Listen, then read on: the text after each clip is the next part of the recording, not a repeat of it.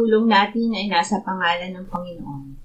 Siya ang lumikha ng langit at lupa. Ating ipahayag ang ating mga kasalanan sa Diyos. Ang ating Diyos ay Diyos na mahabagin at mapagpatawad.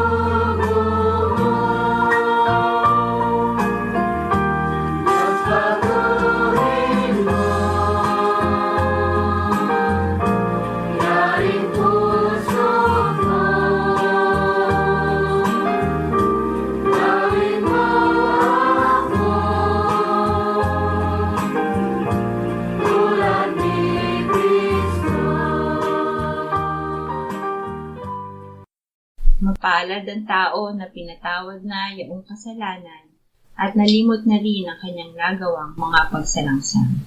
Mapalad ang taong sa harap ng Panginoon ay di na pinararatangan ng kasalanan, dahilan sa siya ay hindi nanlilinlang.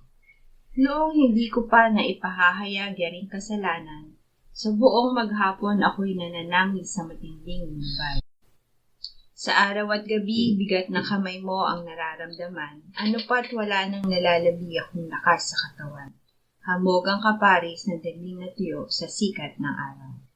Ako ay lumapit sa iyong harapan at salay inamin ang aking nagawang mga pagsalangsang, di ko inilihim.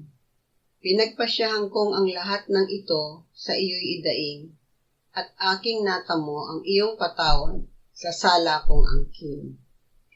Mga minamahal, sinasabi sa unang Juan, Kabanatang 1, Talatang 9, kung ipinahahayag natin ang ating mga kasalanan, maaasahan nating ipatatawad sa atin ng Diyos ang mga ito, at lilinisin tayo sa lahat ng ating kasamaan, sapagkat siya'y tapat at matuwid. Salamat sa iyo, O Diyos. Pinatunayan mo ang iyong pag-ibig sa amin nang si Kristo ay namatay para sa amin, noong kami mga makasalanan pa. Ngayon ay buksan mo ang aming mga labi at kami ay magpupuri sa iyo.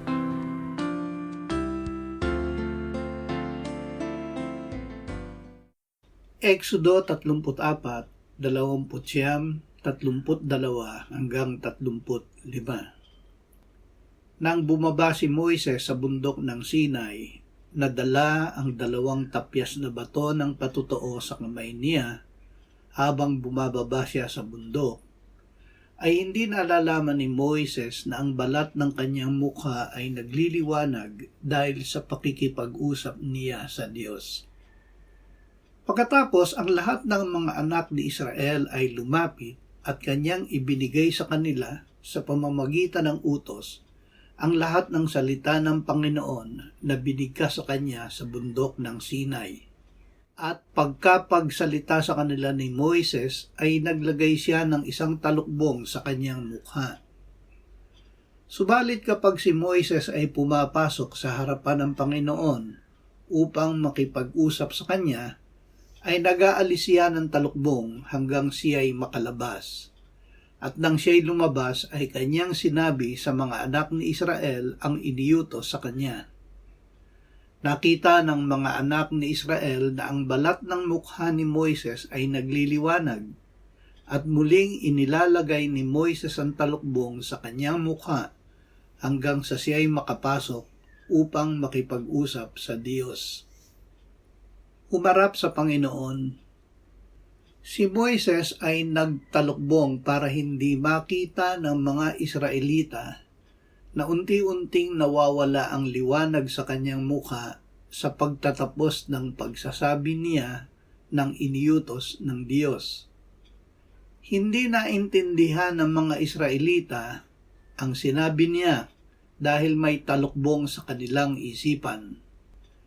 Maaalis lamang ang talukbong kapag ang tao ay nasa kay Kristo. Nang manalig tayo kay Kristo, ang Espiritu Santo ay nagsimulang manahan sa atin. Inalis niya ang takip sa ating isipan at tayo ay kanyang pinalaya. Nakikita na natin ang kapangyarihang mula sa Espiritu ng Panginoon na patuloy na bumabago sa atin hanggang tayo'y maging katulad ni Kristo. Awit 51-6. Ang makapangyarihan, ang Diyos na Panginoon, ay nagsalita at tinatawag ang lupa mula sa pagsikat ng araw hanggang sa paglubog niyon. Mula sa Siyon na kasakdalan ng kagandahan, nagliliwanag ang Diyos. Ang aming Diyos ay dumarating at hindi siya tatahimik. Nasa harapan niya ang apoy na tumutupok at malakas na bagyo sa kanyang palibot. Siya ay tumatawag sa langit sa kaitaasan at sa lupa upang hatulan niya ang kanyang bayan. Tipunin mo sa akin ang aking mga banal, yaong nakipagtipad sa akin sa pamamagitan ng alay. Ang langit ay nagpapahayag ng kanyang katuwiran, sapagkat ang Diyos ay siyang hukom. Nagliliwanag ang Diyos. Ang Diyos ay liwanag at sa Kanya ay walang anumang kadiliman. Kung namumuhay tayo sa liwanag tulad ng Diyos na nasa liwanag, may pakikisama tayo sa Kanya at nililinis tayo ng dugo ni Jesus na Kanyang anak sa lahat ng kasalanan. Si Jesus ang salita ng Diyos. Nasa Kanya ang buhay at ang buhay ang ilaw ng tao. Ang ilaw ay nagliliwanag sa kadiliman at hindi nadaig ng kadiliman. Nagkatawang tao ang salita at namuhay kasama ng tao. Nakita ang kadakilaan niya na tanging anak ng Ama. Puspusya ng biyaya at pawang katotohanan ang sinabi niya. 2 Korinto 4:3-6. Kahit ang aming ebanghelyo ay natatalukbungan pa, ito ay may talukbong lamang sa mga napapahamak. Sa kanilang kalagayan, binulag ng Diyos ng sanlibutang ito ang pag-iisip ng mga hindi sumasampalataya upang huwag nilang makita ang liwanag ng ebanghelyo ng kaluwalhatian ni Kristo na siyang larawan ng Diyos. Sapagkat hindi namin ipinangangaral ang aming sarili, kundi si Kristo Jesus bilang Panginoon, at kami ay inyong mga lingkod dahil kay Kristo. Sapagkat ang Diyos ang nagsabi, "Magningning ang ilaw sa kadiliman," na siyang tumatanglaw sa aming puso upang magbigay liwanag sa pagkakilala sa kaluwalhatian ng Diyos sa mukha ni Hesukristo. Ang liwanag ng Ebanghelyo. Niloob ng Diyos Ama na tayo ay makibahagi sa kanyang mga pangako sa kanyang mga hinirang na nasa liwanag. Iniligtas niya tayo sa kapangyarihan ng kadiliman at inilipat sa kaharian ng kanyang minamahal na anak. Tayo ay pinalaya niya at pinatawad sa ating mga kasalanan sa pamamagitan ng dugo ng kanyang anak. Dati tayo'y malayo sa Diyos at naging kaaway niya dahil sa ating mga kasalanan. Ngunit naging tao ang anak ng Diyos at sa pamamagitan ng kanyang pagkamatay ay ipinagkasundo niya tayo sa Diyos. Ito ay ginawa niya upang maiharap niya tayong banal, walang kapintasan at walang dungis sa Diyos. Marcos 2:2-7. Pagkaraan ng 6 na araw, isinama ni Jesus sina Pedro, Santiago at Juan at dinala silang bukod sa isang mataas na bundok. Siya ay nagbagong anyo sa harap nila at ang kanyang damit ay naging nagniningning na puti na walang sino man sa lupa na makapagpapaputi ng gayon. At doon nagpakita sa kanila si Elias na kasama ni Moises at sila'y nakikipag-usap kay Jesus. Sinabi ni Pedro kay Jesus, "Rabi, mabuti sa amin ang dumito, hayaan ninyong gumawa kami ng 3 kubol. Isa sa iyo, isa kay Moises at isa kay Elias." Sapagkat hindi niya alam kung ano ang sasabihin dahil siya'y lubhang natakot. Pagkatapos, nililiman sila ng isang ulap at may isang tinig na nanggaling sa ulap, "Ito ang aking anak, ang minamahal. Siya ang inyong pakinggan." Mula sa loob. Nagliwanag ang mukha ni Moises dahil nahantad siya sa liwanag ng Diyos mula sa labas. Ang Panginoong Hesus ay nagbagong anyo mula sa kanyang loob at sumilay ang liwanag sa kanyang damit na nagdingning sa sakdal na kaputian. Ang sumilay ay ang buhay na nasa kanya, ang buhay na ilaw ng mga tao. Sinabi niya, "Ako ang ilaw ng sanlibutan. Ang sumusunod sa akin ay hindi kailanman lalakad sa kadiliman, kundi magkakaroon ng ilaw ng buhay." Namangha si Pedro nang makita niya ito at ninais niya na sila ay manatili sa puok na iyon. Ngunit hindi iyan kalooban ng Ama. Nililiman sila ng isang ulap at sinabi ng Ama, "Ito ang aking anak, ang minamahal. Siya ang inyong pakinggan." Nang sila ay tumingin sa paligid, wala silang nakitang sino mang kasama nila maliban kay Jesus lamang. Iba yung liwanag. Habang bumababa sila sa bundok, iniutos ni Jesus kina Pedro, Santiago at Juan na huwag sabihin kanino man ang kanilang nakita hanggang sa siya ay magbangon mula sa mga patay. Sila'y nagtanungan sa isa't isa kung ano ang kahulugan ng sinabi niyang muling pagkabuhay. Hindi nila alam na ang nakita nila ay hahalinhan ng kadiliman ng kamatayan niya sa krus.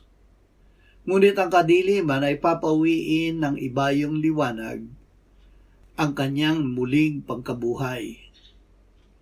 Nang ang Panginoon ay muling nabuhay, ay binuksan niya ang pag-iisip ng mga alagad. Ganito ang nasusulat, kinakailangang magdusa at mamatay ang Kristo, at pagkatapos siya ay muling mabubuhay sa 3 araw. Sa kanyang pangalan, ang pagsisisi at kapatawaran ng mga kasalanan ay dapat ipangaral sa lahat ng mga bansa magmula sa Jerusalem.